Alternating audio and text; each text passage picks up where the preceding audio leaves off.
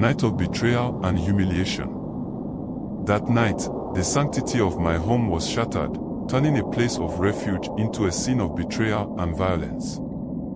I was at home with my girlfriend, Oluchi, a rare moment of peace and normalcy in my tumultuous life.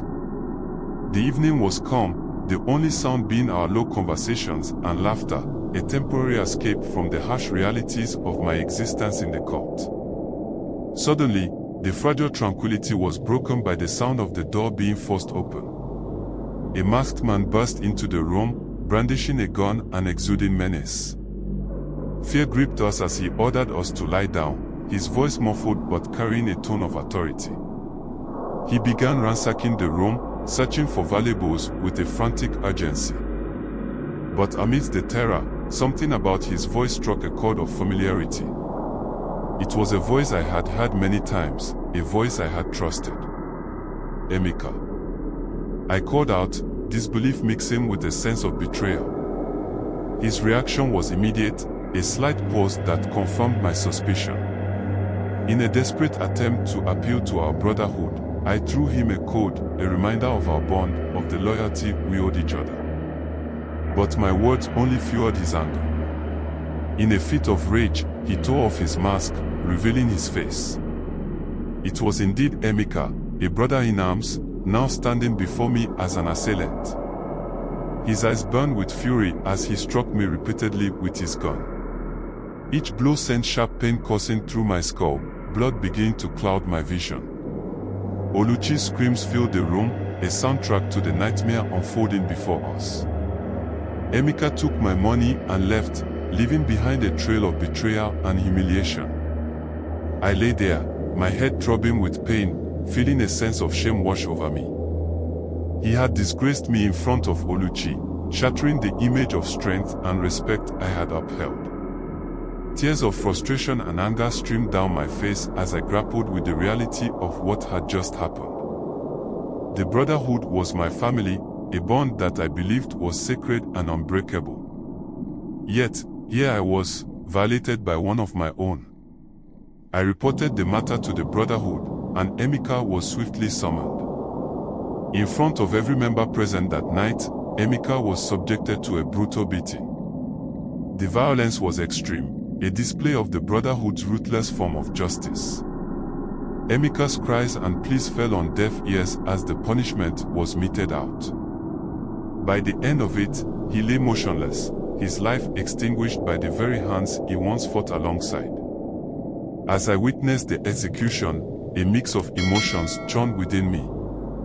There was a sense of justice served, but also a deep, unsettling realization of the brutal world I was a part of. The brotherhood I had once seen as a source of strength and protection had turned on one of its own with a ferocity that was both chilling and eye-opening. Emeka's death was a stark reminder of the price of disloyalty and the unforgiving nature of our existence.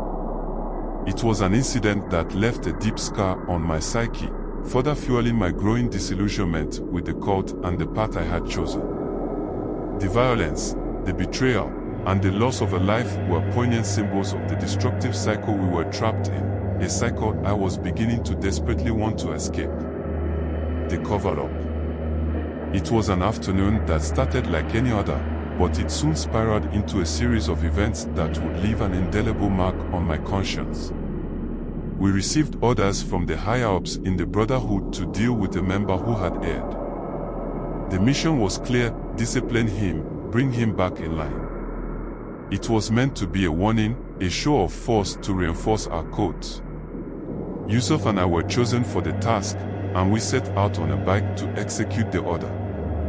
We arrived at his house, a nondescript building in a quiet part of Port Harcourt. He was there with his girlfriend, a young woman unaware of the gravity of the situation. He introduced us as his friends, a deception that would later haunt me. With a calm demeanor, he left with us, his trust in the brotherhood still intact.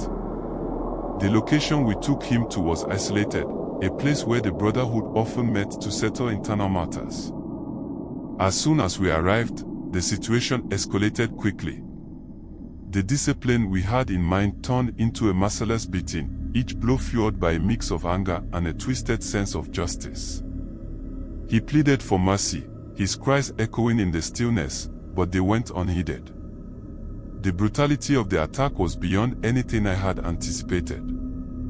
It wasn't long before he succumbed to his injuries, his life slipping away right before our eyes. The realization that we had killed him hit us like a tidal wave. It was never the plan, but the frenzy of violence had taken a life that was part of our brotherhood. Panic set in as we considered the implications.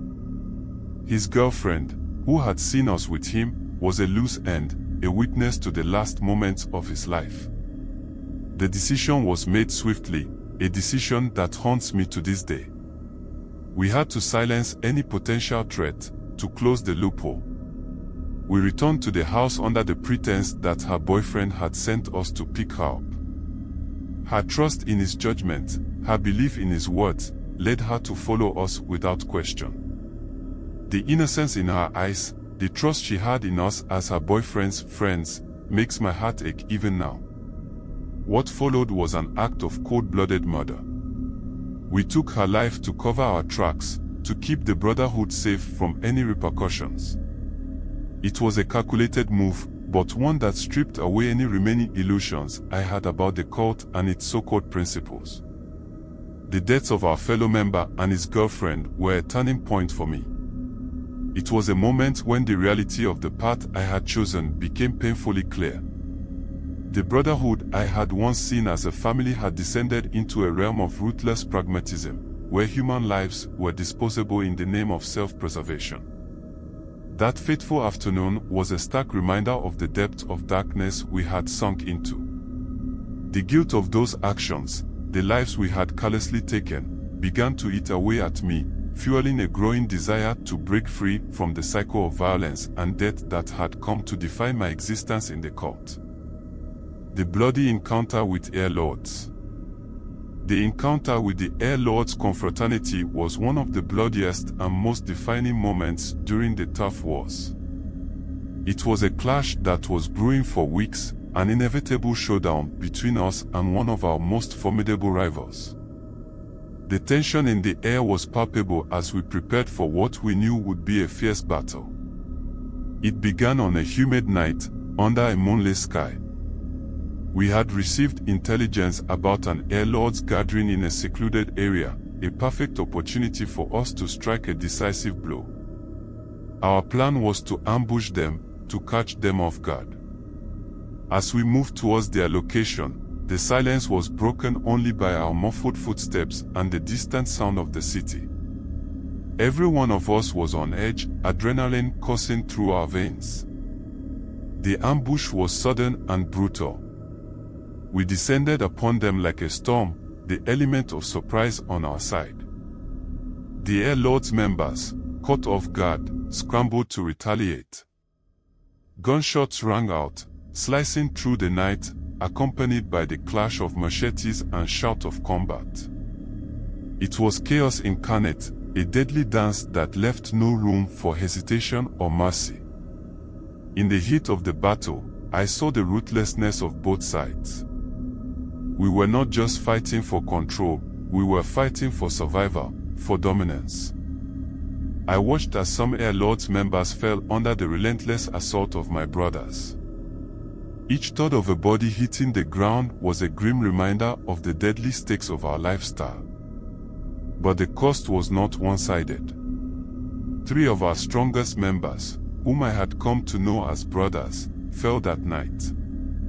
I remember seeing one of them, Akin, a man who had always seemed invincible, lying motionless, his life extinguished in an instant. The shock of his death, and the others, hit me with a force I wasn't prepared for.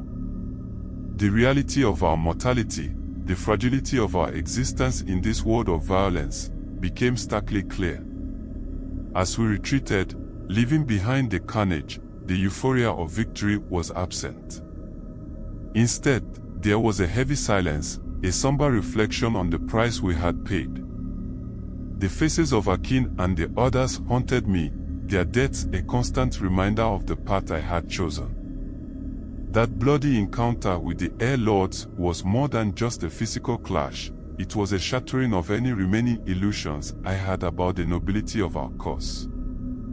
The loss of our members, the lives we had taken, weighed heavily on me.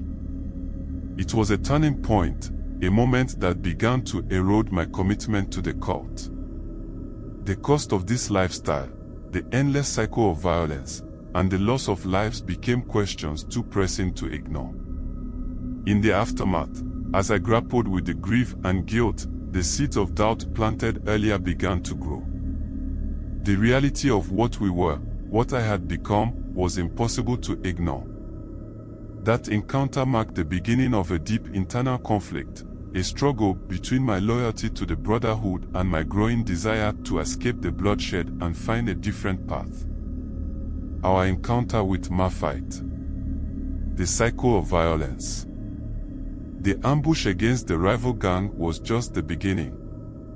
It set off a chain reaction, a cycle of violence that seemed to have no end.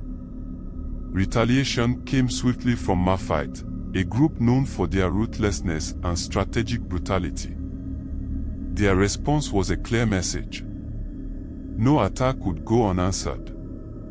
The first counterattack took us by surprise.